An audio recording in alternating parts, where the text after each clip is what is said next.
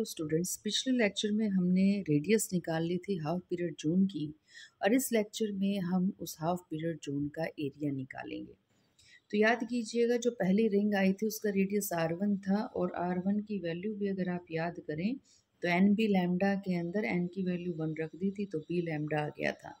इसी तरह से M1 से M2 आपका दूसरा रिंग बन गया है और O से M2 का जो रेडियस है वो R2 है, तो R2 की वैल्यू निकालने के लिए N की जगह 2 रख दीजिएगा और वो जनरलाइज फॉर्मूला याद कीजिएगा कि RN इज इक्वल टू हमारा किसके बराबर आ गया था, एन बी लैम्डा के इक्वल आ गया था। अब देखिए, कोई ज़्यादा बड़ा काम नहीं है। अगर मुझे M1 और M2 के बीच के इस रिंग का एरिया निकालना है तो क्या करें, पहले इस बड़े वाले रिंग का एरिया निकाल लेते हैं और फिर इस छोटे वाले में से इस रिंग के एरिया को माइनस कर देंगे।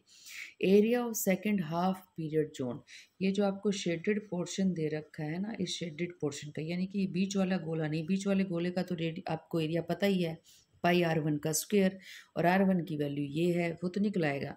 लेकिन हमें तो इस शेडेड पोर्शन का, इन दोनों रिंग्स के बीच का ये एनुलर एरिया निकालना है, हमें ये पतला सा बारीक एरिया निकालना है। तो बड़े वाले रिंग का एरिया कितना है, पाई R2 का स्क्वायर, छोटे वाले का कितना है, पाई R1 का स्क्वायर। माइनस कर दीजिए, R2 की वैल्यू हमें पता ही है, ये रही √2 बी लैम्डा, तो ये हमने पुट कर दी, स्क्वायर पुट करना है तो √ हट जाएगा। R1 स्क्वायर की वैल्यू पुट कर दी हमने बी लैम्डा, तो 2 बी लैम्डा में से एक बी लैम्डा चला गया तो बी लैम्डा बच गया, पाई बी लैम्डा हमारे पास आ गया। सिमिलरली अगर हम यहाँ पर एक रिंग और बना दें और ये पॉइंट आपका M2 हो जाएगा और रेडियस आपकी कितनी हो जाएगी, R3 हो जाएगी। और R3 की वैल्यू आप जानते हैं, N की जगह आपने 3 ही तो पुट करना है, तो ये हो जाएगा 3 बी लैम्डा। तो अगर मुझे इस वाले रिंग का एरिया निकालना है जो M2 के बीच में और M3 के बीच में है, तो क्या करें, बड़े वाला एरिया मुझे पता है पाई R3 का स्क्वायर, ये वाला एरिया मुझे पता है पाई R2 का स्क्वायर, तो हमने यही काम किया, पाई R3 का स्क्वायर माइनस पाई R2 का स्क्वायर कर दिया। R3 के स्क्वायर की वैल्यू 3 बी लैम्डा है, R2 स्क्वायर की वैल्यू 2 बी लैम्डा है, 3 बी लैम्डा में से 2 बी लैम्डा माइनस कर दिया तो बी लैम्डा आ गया। तो आप ये देखिए, यहाँ पर भी पाई बी लैम्डा है, यहाँ पर भी पाई बी लैम्डा है, तो अगर एक रिंग हमने और बना दिया तो उसका भी एरिया कितना आएगा हमारे पास, पाई बी लैम्डा आएगा। तो एरिया जो है वो हमारा सेम है, एरिया के अंदर हमारा कोई चेंज नहीं आ रहा, रेडियस में तो फिर भी चेंज आया था। तो एरिया कितना निकला है हमारा, एरिया हम कितनों का ही निकालने, सबका पाई बी लैम्डा निकलेगा। लेकिन एक कंडीशन लगाई हमने यहाँ पे, ये एरिया पाई बी लैम्डा तब निकला था जब लैम्डा की स्क्वायर की जो टर्म्स थी वो हमने अप्रॉक्सीमेट 0 मान ली थी, और वह अजम्पशन ये थी कि B is very very large as compare to lambda. तो area of each half period zone is approximately equal, और वो किसके इक्वल है, पाई बी लैम्डा के इक्वल है। वेयर एज एक्यूरेटली अगर हम यहाँ पर ये अप्रोक्सीमेशन ना लगाए ना कि lambda is very very small as compare to b, तो जैसे जैसे आप अपर रिंग्स के पास चले जाते हैं, यानी कि सेकंड रिंग के बाद थर्ड रिंग के बाद फोर्थ रिंग, तो वैसे वैसे जो हमारा एरिया है वो धीरे धीरे जो है थोड़ा थोड़ा सा इंक्रीज करता हुआ चला जाता है एज एन इंक्रीजेस। तो accurately the area of the zone increases slightly with increase of n. यहाँ पर हम जो है ये भी पता लगाने की कोशिश करेंगे कि अब हमें एरिया पता चल चुका है कि ये इस कितना बड़ा है हमारा होल। इसमें से अगर हमें एरिया पता चल गया तो मुझे ये भी पता चल जाएगा कि यहाँ से कितना इलेक्ट्रिक फील्ड पी पॉइंट पर पहुँचने वाला है। फिर मुझे ये भी पता चल जाएगा कि यहाँ से कितना इलेक्ट्रिक फील्ड मुझे पहुँचने वाला है, कि ओपनिंग विल डिसाइड कि पी पॉइंट पे एम्पलीट्यूड कितना होगा, और एम्पलीट्यूड का स्क्वायर अगर आप करेंगे तो पी पॉइंट पे हमें पता चल जाएगी इंटेंसिटी कितनी है। तब देखिएगा, average distance of the nth half period zone from point P is given as, मान लीजिए कि ये आपकी लास्ट रिंग है और इस लास्ट रिंग का पॉइंट Mn है, और तुम्हें पता है लास्ट रिंग का जो P पॉइंट से डिस्टेंस है वो कितना है, B + n times of lambda by 2। Mn से जो नीचे वाली रिंग होगी उसका पॉइंट हमने Mn - 1 मान लिया, और हमें पता है ये P पॉइंट से इसका जो डिस्टेंस है वो है B + n - 1 लैम्डा बाई 2। मुझे इन दोनों के बीच का एवरेज डिस्टेंस पता लगाना है, तो एवरेज आप बड़ा इजीली निकाल सकते हैं क्या कीजिएगा, इन दोनों को ऐड कीजिए और 2 से डिवाइड कर दीजिए। तो हमने यही किया है, इन दोनों को ऐड कर दिया, 2 से डिवाइड कर दिया। और अब जब आप सोल्व करेंगे तो ये 2b आएगा, 2b को 2 से डिवाइड करेंगे तो b रह जाएगा। इधर जब आप सोल्व करेंगे तो आपके पास रह जाएगा 2n-1 λ/4। तो ये हमारे पास एवरेज डिस्टेंस भी आ गया है। तो ये डिस्टेंस जो है दैट विल डिसाइड कि एम्पलीट्यूड हमारा कितना पहुंचेगा पी पॉइंट के ऊपर। तो याद कीजिएगा, पी पॉइंट के ऊपर जो इंटेंसिटी है, जो ब्राइटनेस है, फ्रेशनल अजम्पशंस के अकॉर्डिंग, फ्रेशनल की हम ऑलरेडी अजम्पशंस पढ़ चुके हैं, किन किन बातों पर डिपेंड करेगी पी पॉइंट पे कितनी ब्राइटनेस है, distance of P from the wave front. अब एम एन वाले का डिस्टेंस है B plus N times of λ/2, ज़्यादा डिस्टेंस है, पी पॉइंट पर एम्पलीट्यूड कम पहुँचेगा। Mn-1 वाले का Mn के कंपैरिजन में डिस्टेंस कम है तो एम्पलीट्यूड ज़्यादा पहुँचेगा। उसके बाद एरिया ऑफ द जोन। अब सारी जोन्स का एरिया तो हम इक्वल मानने बैठे हैं पाई बी लैम्डा के, तो ये इफ़ेक्ट तो आपका लगभग नेगलेक्ट ही हो गया कि पहला जो आपका रिंग है वो भी उतना ही लाइट एरिया में से लाइट पहुँचा रहा है जितना कि दूसरा रिंग पहुँचा रहा है, जितना कि तीसरा, क्योंकि सारे जो आपके हाफ पीरियड जोन्स हैं उनका एरिया हमारा सेम है। उसके बाद आता है obliquity factor. Obliquity factor will play a role. आपका ये थीटा एंगल बन रहा है 0 का, उसके बाद थीटा एंगल आपका जैसे जैसे इंक्रीज करता जाएगा तो पी पॉइंट पर बाकी जो हाफ पीरियड जोन्स हैं उनकी वजह से जो इंटेंसिटी पी पर पहुंच रही है, ब्राइटनेस जो पहुंच रही है वो कम होती चली जाएगी। तो यहाँ जो है एरिया ऑफ जोन तो हमने बता ही दिया, पाई बी लैम्डा है तो कोई खास हमारा फर्क पी पॉइंट पे पड़ने वाला नहीं है। Secondary waves from each zone reaching two point P R continuously out of phase. तो अब ये देखिए, ये क्या मीनिंग निकाल रहे हैं हम यहाँ पे।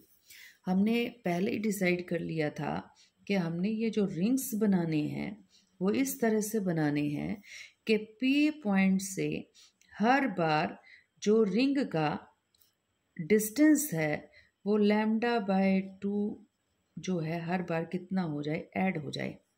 तो अगर O पॉइंट P के ऊपर क्रस्ट पहुंचा रहा है तो M1 के क्या पहुंचाएगा, ट्रफ, M2 क्या पहुंचाएगा, दोबारा क्रस्ट पहुंचाएगा। तो अगर हम ये मान लें कि O ने P पॉइंट के ऊपर जो लाइट पहुंचाई है, जो इलेक्ट्रिक फील्ड पहुंचाई, उसका एम्पलीट्यूड R1 है, तो M2 जो पहुंचा रहा है, अब M2 का तो डिस्टेंस भी और ऑब्लिक्विटी फैक्टर भी, दोनों की वजह से आपका P पॉइंट के ऊपर उतनी ब्राइटनेस तो नहीं पहुंचा पाएगा M2 जितनी कि O पहुंचा पा रहा है। तो M2 से जो ब्राइटनेस पहुंच रही है P पॉइंट पे उसको हम R2 मान लेते हैं। इसी तरह से जो तीसरा रिंग है उससे जो ब्राइटनेस P पॉइंट पे पहुंच रही है उसका जो एम्पलीट्यूड है इलेक्ट्रिक फील्ड का उसको हमने R3 कंसिडर कर लिया। अब R1 अगर क्रस्ट है तो R2 का पहुंचेगा ट्रफ और R3 का फिर क्या पहुंचेगा, क्रस्ट, क्योंकि हर बार λ/2 क्या कर रहे हैं, हम ऐड कर रहे हैं। तो इसी चीज़ को हम यहाँ पर बताने की कोशिश कर रहे हैं। R1 R2 अगर रिप्रेजेंट कर रहे हैं amplitude of vibration reaching at point P, किसकी वजह से, first second half period zone की वजह से, then due to obliquity factor, और amplitude of each zone reaching to P decreases continuously as the number of zone increases। हमने पहले ही बता दिया कि O से जो ब्राइटनेस पहुंच रही है वो ज़्यादा है एज़ कम्पेयर टू M1, क्योंकि M1 का P से डिस्टेंस भी ज़्यादा है और एंगल भी बन रहा है। M2 का डिस्टेंस फिर P से और भी बढ़ गया है, तो डिस्टेंस बढ़ गया तो एम्पलीट्यूड P पर जो पहुंचेगा वो कम पहुंचेगा। तो हम पहले ही बता चुके, R3 is smaller than R2 and R2 is smaller than R1।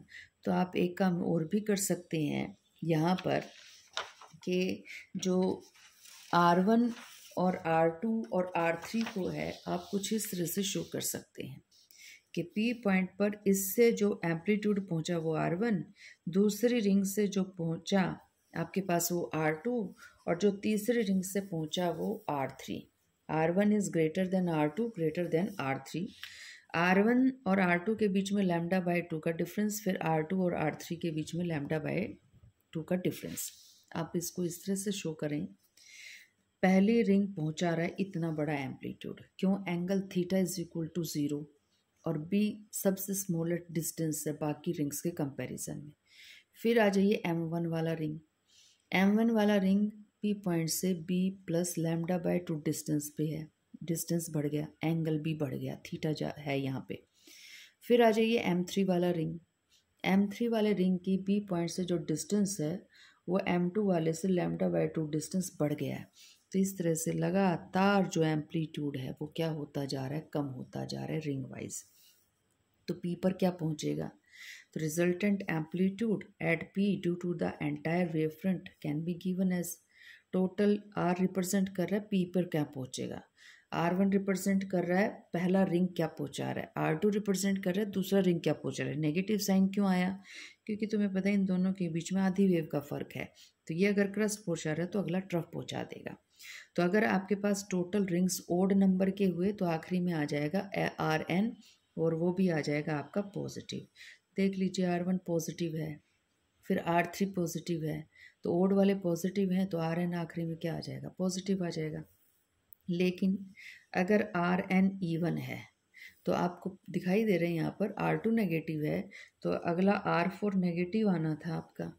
तो अगर Rn नेगेटिव है तो इवन है n, तो यहाँ पर नेगेटिव साइन हमारा आ जाएगा। एज R1 इज जो है यहाँ पर आएगा हमारा साइन ग्रेटर का, R1 is greater than R2 and R2 is greater than R3। तो आप ये भी तो कह सकते हैं कि R2 lies in between R1 and R3, और इसको कुछ इस तरह से मैथमेटिकली हमारी कैलकुलेशन को इजी बनाने के लिए हम कह दें, if R2 is lying in between R1 and R3, R2 is the average of R1 and R3। यानी कि जो एम्पलीट्यूड R1 फर्स्ट रिंग पहुंचा रहा है P पॉइंट पे और जो एम्पलीट्यूड आपका थर्ड रिंग पहुंचा रहा है P पॉइंट पे, सेकेंड रिंग इन दोनों के एम्पलीट्यूड का मीन पहुंचा रहा है P पॉइंट पे। तो R1 plus R3 divided by 2 कर दिया। सिमिलरली आप R4 को भी तो ये लिख सकते हैं R3 plus R5 divided by 2।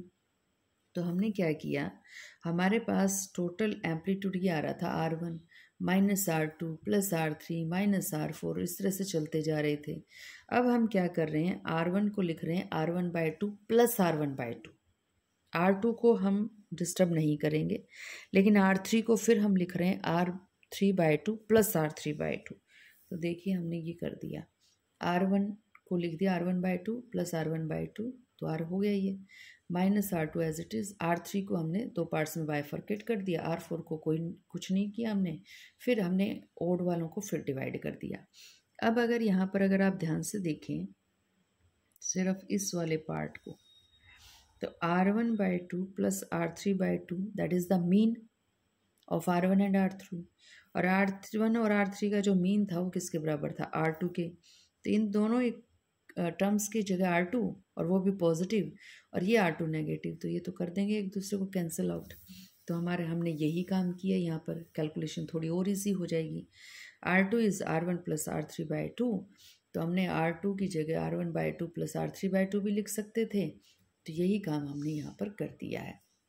तो अगर आपका ओड है, इवन है, तो इस तरह से हमारा रिजल्ट आ जाएगा।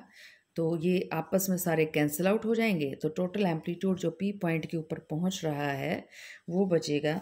ये देखिएगा यहाँ पर ये बाकी तो सारे कैंसिल होते हुए चले जाएंगे, ये R3 और ये यहाँ तक, ये तीनों टर्म मिलके ये सारी कैंसिल आउट हो जाएंगी। इसी तरह से आगे वाली कैंसिल आउट हो जाएंगी। तो या तो पहली वाली बच रही है या आखिरी वाली बच रही है। तो R1 बाई 2 पहले वाली तो बचेगी ही बचेगी, चाहे इवन हो चाहे ओड हो। तो अगर ओड है तो आखिरी में आया था पॉजिटिव, और पॉजिटिव का भी हमने क्या, ओड वाले का हमने क्या किया था, बाइफर्केशन किया। ये देखो ओड वालों का हमने हाफ ले रखा है, R1 बाई 2 R3 बाई 2, तो ओड वाले का हमने बाइफर्केट कर दिया, R1 बाई 2 आ गया यहाँ पे। तो अगर ओड रिंग बन रही हैं टोटल, तो R1 बाई 2 पहली टर्म तो एज इट इज रहेगी और आखिरी वाली लिख देंगे R1 बाई 2। अगर इवन है तो इवन का देखिए बाइफर्केशन नहीं किया था हमने, यहाँ पे इवन को नहीं हमने डिवाइड किया था 2 में, R2 एज इट इज़ है, R4 एज इट इज़ है। तो अगर आपका n इवन है तो इसको हम बाइफर्केट नहीं करेंगे, ये एज इट इज़ रखेंगे। तो पहली टर्म तो हमारी R1 बाई 2 थी ही थी, लेकिन ये अगर इवन है तो ये क्या होगा, ओड होगा। एन अगर इवन है तो एन माइनस वन क्या होगी, ओड टर्म को हमने बाइफर्केट किया था, तो R N minus one by two. तो ये बनेगी आपकी रिजल्टेंट एम्पलीट्यूड की वैल्यू पी पॉइंट के ऊपर। Due to obliquity factor, amplitude goes on decreasing with increasing value of n। तो आर एन माइनस वन और आर एन जो एम्पलीट्यूड पी पॉइंट के ऊपर पहुंचा रहे हैं, ये कोई बढ़िया एम्पलीट्यूड नहीं है, क्योंकि पी पॉइंट से इनका डिस्टेंस भी ज़्यादा है और थीटा एंगल भी ज़्यादा बनने वाला है। तो आर एन को और आर एन माइनस वन की जो टर्म्स हैं उनको हम कंसीडर कर रहे हैं ज़ीरो के इक्वल। तो आपने चाहे ओड वाला केस लिया हो चाहे इवन वाला केस लिया हो, तो आर एन वाली टर्म्स भी कम हो गई और आर एन बाई टू वाली भी कम हो गई और आर एन माइनस वन वाली कम हो गई। तो दोनों केसेस में जो एम्पलीट्यूड पहुंच रहा है पी पॉइंट के ऊपर वो कितना पहुंच रहा है, आर वन बाई टू। तो एम्पलीट्यूड हो गया हमारा R is equal to R one by two. तो अगर एम्पलीट्यूड का पता चल गया आपको, means resultant amplitude at P due to the entire wave front कितना है, is only one half of the produced by the first half period zone alone. तो फर्स्ट हाफ पीरियड जोन से जो लाइट पहुंच रही थी पी पॉइंट पर, उसका एम्पलीट्यूड आपने आर वन माना था और रिजल्टेंट आ रहा है आर वन बाई टू। तो अगर आप ये कह दें कि आपने लाइट जो है सारी जगह से ब्लॉक कर दी, आर टू से लाइट, इससे टू से लाइट नहीं जाने दे रहे, इसके आगे आपने कुछ हटा दिया ऑब्स्टेकल, आर थ्री से भी लाइट नहीं जाने दे रहे, तो अब सिर्फ अगर इससे लाइट जाएगी यानी कि पहले वाले सर्कल से फर्स्ट हाफ पीरियड जोन से, तो वो एम्पलीट्यूड देगी आर वन। तो ये तो आपके पास आ रहा है, सब कवर कर दिया, सिर्फ इसको छोड़ दिया तो आ रहा है आर वन। और अब आपने सबको ही ओपन कर दिया तो पी पॉइंट पर एम्पलीट्यूड कितने का आ रहा है, आर वन बाई टू का। तो पूरी हाफ पीरियड जोन जो है वो कम लाइट पहुंचा रही है पी पॉइंट पे, और सिंगल जो आपका एलिमेंट है ये वाला फर्स्ट हाफ पीरियड जोन, ये लाइट आपका पहुंचा रहा है ज़्यादा। तो यहाँ पर जो है जब amplitude R one by two है तो इंटेंसिटी कैसे निकालेंगे, intensity is directly proportional to amplitude का स्क्वायर। तो ब्राइटनेस तो एम्पलीट्यूड के स्क्वायर पे डिपेंड करती है। तो amplitude R one by two था, स्क्वायर कीजिएगा तो आर वन स्क्वायर बाय में 4 आपके पास इंटेंसिटी आ जाएगी। तो इंटेंसिटी देखिए हमारी आ गई है, that is r1 square by 4. If the number of exposed zones is plotted along x-axis and intensity along y-axis, then the variation of intensity at P can be represented as like this.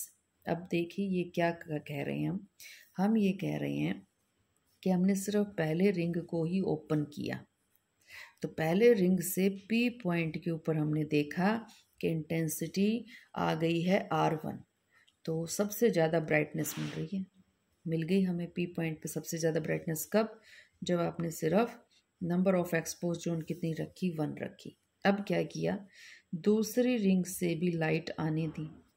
अब हमें पता है ये थी R1 amplitude की, ये है R2, और टोटल जब निकालोगे तो टोटल निकलेगी R1 माइनस में R2, क्योंकि ये है आउट ऑफ फेज।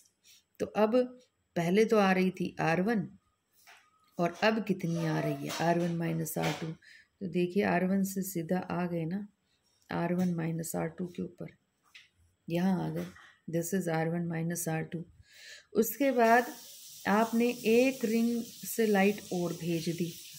अब ये जो आपकी लाइट आ रही है इसका जो एम्पलीट्यूड है वो है R3।